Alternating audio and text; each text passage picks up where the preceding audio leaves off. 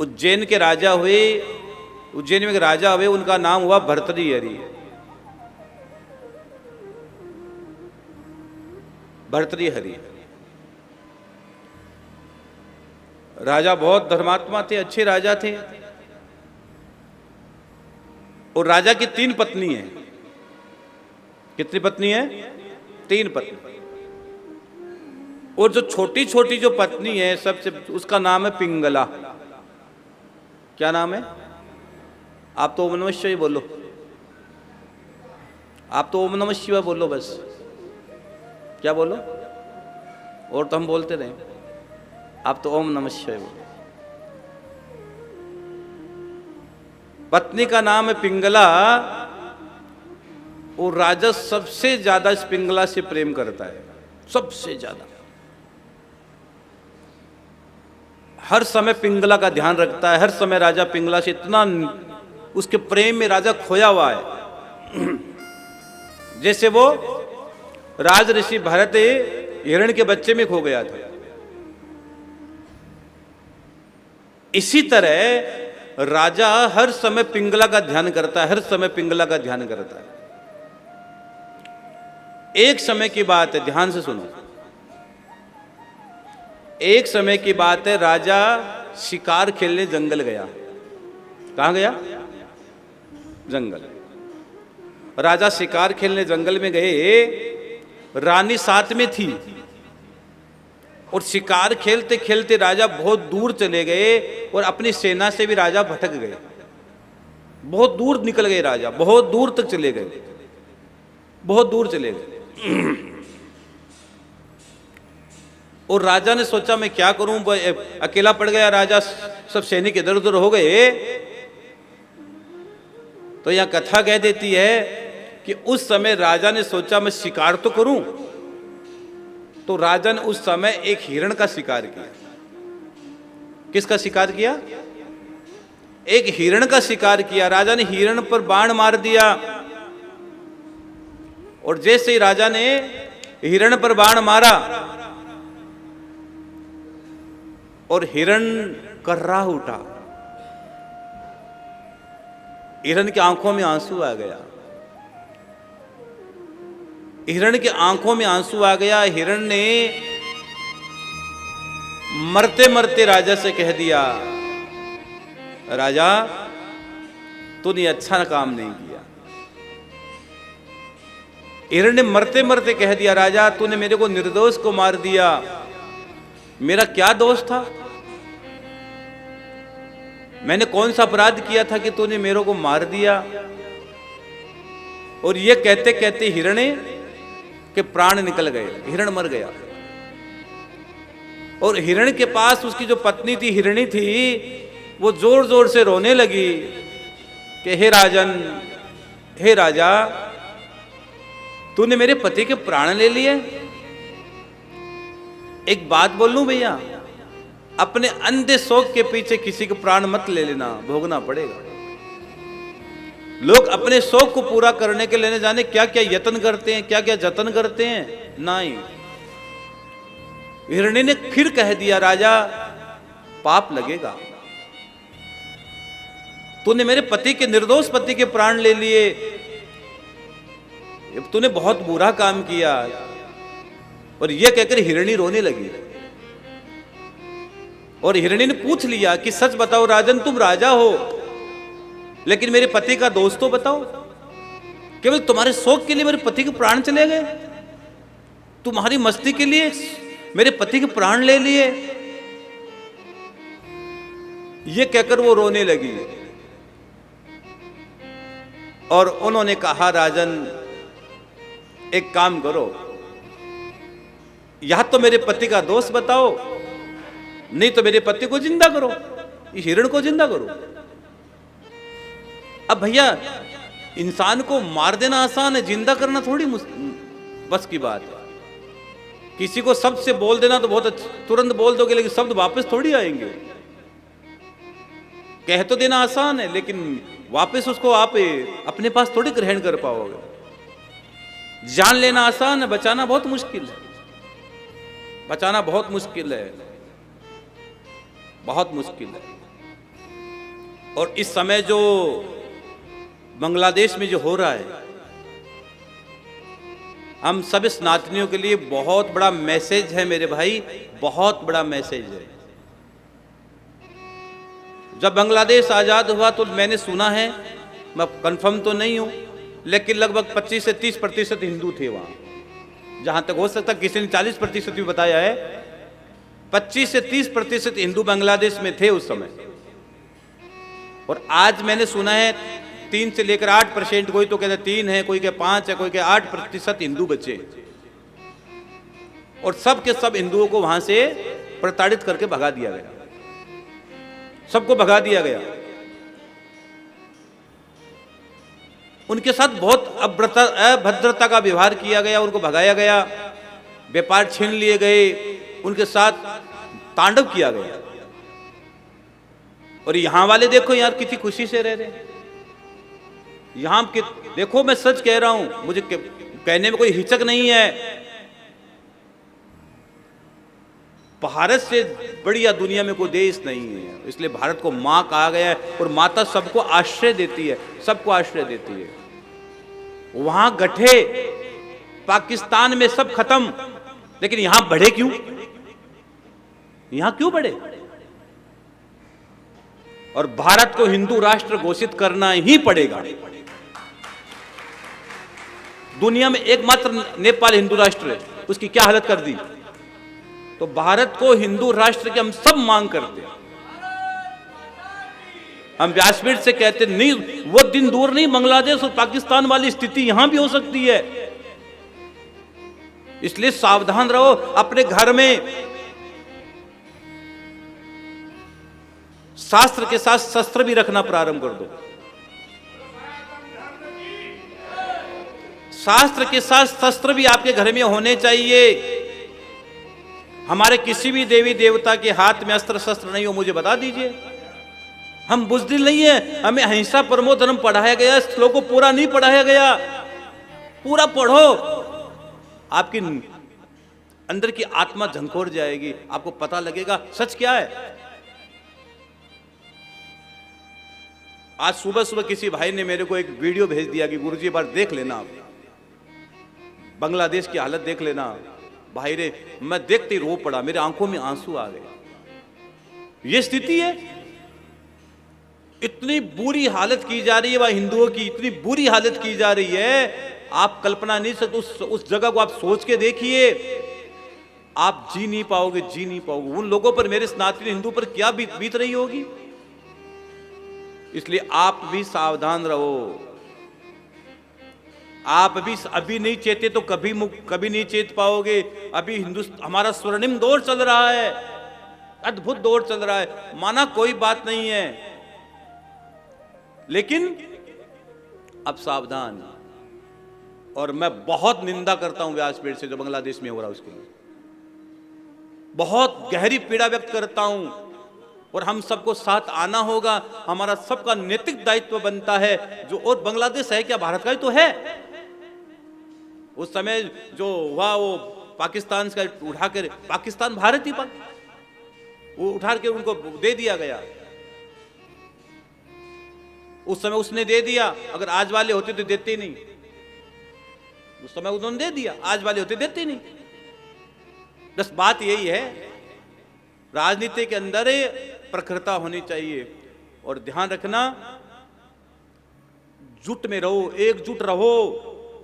संगे शक्ति कलु युगे, मैं नहीं कह रहा हूं, हमारा शास्त्र कह रहे हैं संगे शक्ति कलु युगे। कलयुग में संग में शक्ति है। ये है एक दुर्वा, मैं कह दूं तोड़ दो तो आप तोड़ दोगे, और मैं कह दूं पूरा एक बंडल दे दूं तोड़ दो, पसीने छूट जाएंगे, नहीं तोड़ पाओगे। सब पूरा एक साथ नहीं तोड़ पाओगे। एक लकड़ी तोड़ना आसान है, और लकड़ी का पूरा बंडल दे दूं तोड़ दो। आजकल हम अलग अलग पंथ में, अलग अलग संप्रदायों में, अलग अलग चीजों में बंट गए हैं। मूल एक ही है, हरि का भजन करो। मूल एक है, सर्वधर्मान परित्यज्य। मैं नहीं कह रहा हूं, गीता कहती है, गीता जी में लिखा है सर्वधर्मान परित्यज्य मामेकम शरणम व्रज। हे अर्जुन, सब छोड़कर मेरी शरण में आ जा। ये मेरे शब्द नहीं है, भगवान कृष्ण के शब्द है। हम अलग अलग मत में, पंथ में, ये क्या बंट गए यार। वो बड़ा, वो अरे कुछ नहीं है, हम एक उस पूर्ण ब्रह्म परमात्मा की संतान है। उस पूर्ण ब्रह्म का नाम है आदि शिव, अनादि शिव, नारायण की संतान हम। वो उसको भजन करा, वो उसको, हम बंट गए हैं और इसी बंटने का फायदा लोग हमारा उठा रहे हैं। इसी बंटने का फायदा लोग हमारा उठा रहे हैं। मैं हाथ जोड़कर आप लोगों से विनती करता हूं, सावधान रहना, सावधान रहना। जो बांग्लादेश में जो हो रहा है, मैं इसकी घोर से घोर निंदा करता हूं, मैं घोर से घोर निंदा करता हूं। हाँ, वहां बहुत गलत कृत्य हो रहा है। अगर कोई आपका बांग्लादेश में रहता तो फोन करके पूछ लेना, तुम्हारे पैरों की जमीन खिसक जाएगी, पैरों की जमीन खिसक जाएगी। और हम भी बंटे हैं, ये होगा वो, अरे किस लिए बंटे हैं यार। मैं मेरी बहुत, और मैं सरकार से भी, और जो भी मुझे कोई किसी भी पार्टी का, मुझे पार्टी से कोई मतलब नहीं है। मेरी एक ही पार्टी, नारायण की पार्टी, शिव की पार्टी। मैं कोई पार्टी वैसे हम लोग नहीं है, हमारा कोई इंटरेस्ट, लेकिन पार्टी का हमारा कोई वो भाव नहीं है। लेकिन हमारा एक भाव है, मैं सभी राजनेताओं से प्रार्थना करता हूं, सभी पार्टियों से निवेदन करता हूं, और भारत के यशस्वी प्रधानमंत्री श्रीमान आदरणीय नरेंद्र मोदी जी से भी आग्रह करता हूं, आप जरा उधर ध्यान दें। हमें सबको ध्यान देना चाहिए। ये हमारे हैं, ये हमारे हैं। अगर आपके इतने हमारे अच्छे उन लोगों के साथ है तो उनके साथ वार्ता करके, नहीं, जिस पर बीतती है ना भैया, घायल की गत घायल जानता है। घायल की गत घायल जाने का कोई नहीं जानेगा, जिस पर पड़ती है वही बताएगा क्या हालत हो रही है उसकी। तो आप अपने घरों में संगे शक्ति कलियुगे, टुकड़े में मत रहो, बटो मत, एक साथ रहो, साथ रहो, एक साथ। जब हम बटे तभी लोगों ने हम पर आक्रमण किया, जब हम टुकड़ों में बटे तब लोगों ने हम पे राज किया। मुगलों ने राज कर दिया यार, अंग्रेजों ने राज कर दिया, हम बटे तभी तो हुआ। एक घर में 5 लोग हैं, वो 5 लोग भी साथ नहीं रहते, 5 अलग अलग, उनकी अलग अलग राय होती है, उनकी अलग मनोकामनाएं होती है। 5 लोग घर में भजन भोजन नहीं कर सकते। भैया क्या हालत हो रही है, सबकी अपनी महत्वाकांक्षाएं हैं। जीवन कोई बड़ा नहीं है, जीवन की महत्वाकांक्षा आदमी को इधर उधर खेल रही है। महत्वाकांक्षा छोड़िए, सर्वधर्मान परित्यज्य। और एक और बताऊं, दूसरे धर्म में राजा होकर मरने से अच्छा है अपने धर्म में भिक्षुक होकर मर जाना, भिक्षुक होकर मर जाना। अगर दूसरा धर्म में तुझे कहे को राजा बना दे तो बोला मुझे स्वीकार नहीं है, मुझे मेरे धर्म में भिक्षुक होकर मरना, भिक्षुक होकर मरना भी स्वीकार है, लेकिन मैं धर्म का त्याग नहीं करूंगा।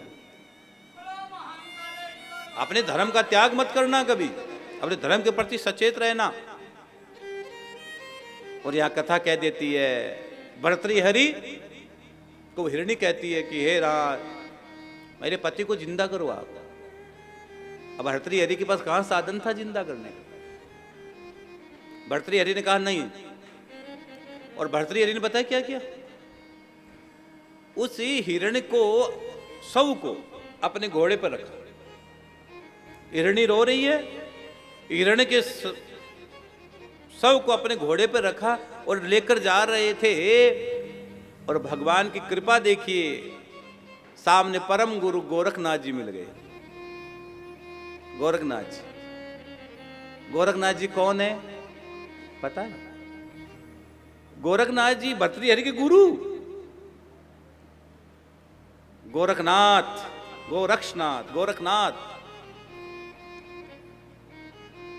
एक बहुत बड़ी सिद्ध परंपरा है ये, या बहुत बड़ी स्नातन की बहुत बड़ी सिद्ध परंपरा है, बहुत बड़ी परंपरा। और गोरखनाथ जी का जन्म कोई मां के गर्भ से नहीं हुआ है। गोरखनाथ जी का जन्म मां के गर्भ से नहीं हुआ। गुरु गोरखनाथ जी के गुरु है गुरु मच्छिंद्रनाथ, मच्छिंद्रनाथ जी गुरु। एक बार गुरु मच्छिंद्रनाथ कहीं भिक्षा मांगने गए, तो एक घर में जब घुसे भिक्षा मांगने के लिए, तो भिक्षा देते समय एक स्त्री बाहर निकली। और उसका चेहरा बहुत उदास था, बहुत उदास चेहरा था, आंखों में आंसू थे उसके। तब उन्होंने पूछा मच्छिंद्रनाथ जी ने कि क्यों, क्या बात है तेरे, क्यों रो रही है, तेरे आंखों में उदासी क्यों है, चेहरे पर उदासी, आंखों में नमी क्यों है? तो वो स्त्री कहती है मेरे कोई पुत्र नहीं है। तब गुरु मच्छिंद्रनाथ जी ने क्या किया, थोड़ी सी बभूति निकाली, या फल कह दो या बभूति कह दो, निकाली और निकाल कर उससे कहा कि तू ले लेना, खा लेना, तेरे पुत्र होगा और ठीक 12 साल बाद फिर मैं आऊंगा, तेरे बेटे से मिलने आऊंगा, तेरे से मिलने आऊंगा, 12 साल बाद फिर आऊंगा मैं। और भैया उस औरत ने वो फल या बभूति नहीं खाई।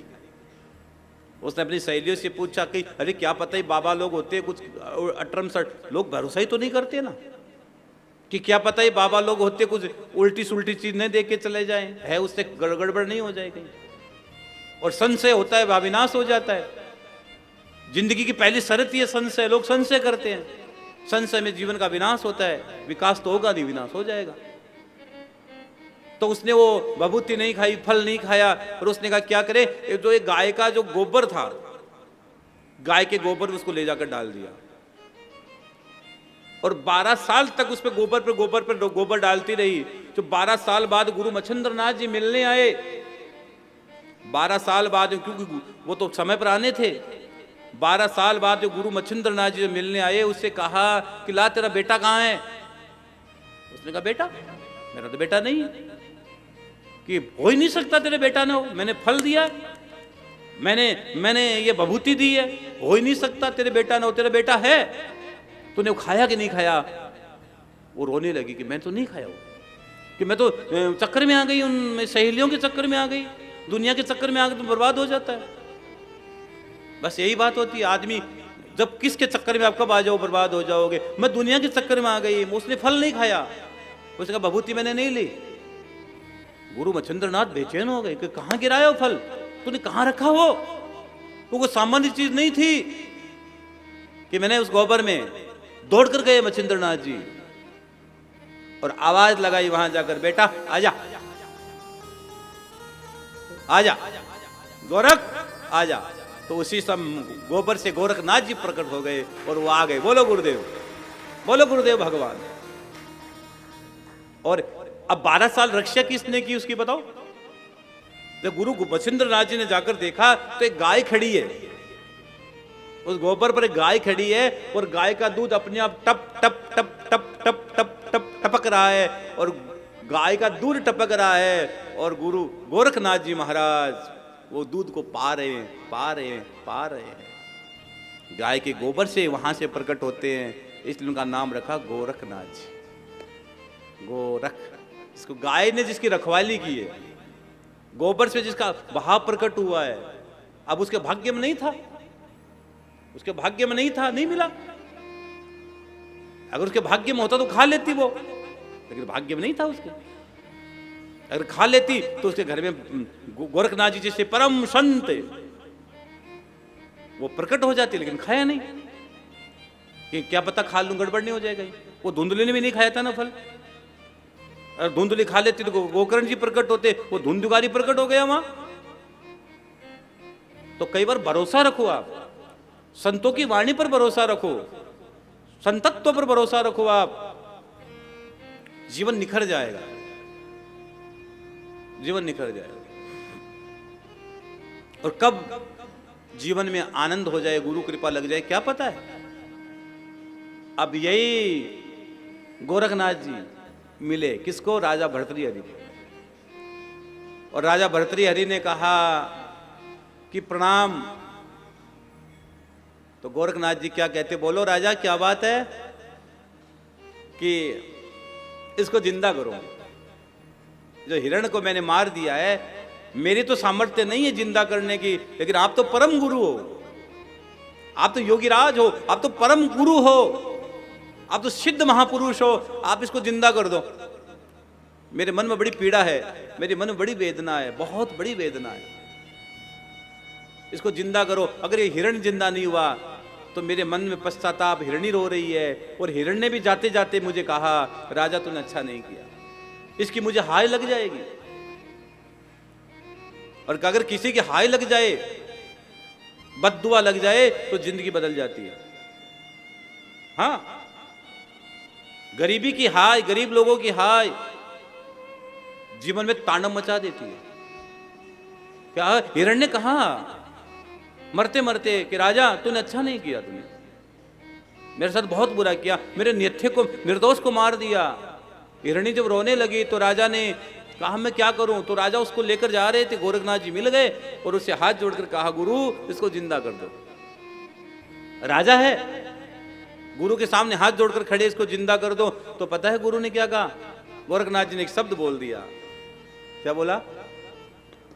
गोरखनाथ जी ने कहा कि मैं इसको जिंदा तो कर दूंगा, लेकिन तुझे आज से मुझे गुरु स्वीकार करना पड़ेगा। जिंदा तो मैं कर दूंगा, लेकिन आज से तुझे मुझे अपना गुरु स्वीकार करना पड़ेगा, तब तो इसको जिंदा करूं मैं। जब गोरखनाथ जी ने यह बात कही तो भर्तृहरि ने कहा अगर आप इसको जिंदा करते हो तो आज से मैं आपको अपना गुरु स्वीकार करता हूं। गुरु स्वीकार करता हूं, मैं अपना गुरु स्वीकार कर लेता हूं। और भैया गोरखनाथ जी को राजा भर्तृहरि ने अपना गुरु स्वीकार कर लिया।